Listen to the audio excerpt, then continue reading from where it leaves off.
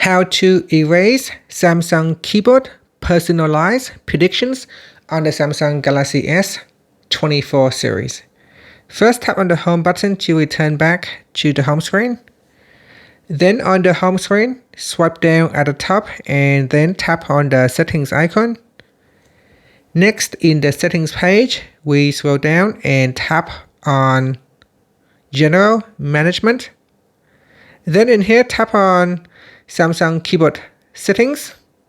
Now scroll down to the bottom and tap on Reset to default settings. Next, we tap on Erase Personalized Predictions. Then tap on the Erase button. Now said here, erase the personalized data that's used for word prediction. So tap on the Erase button to proceed. And that's it. After that, tap on the Home button to return back to the home screen. Thank you for watching this video. Please like and subscribe to my channel for more videos.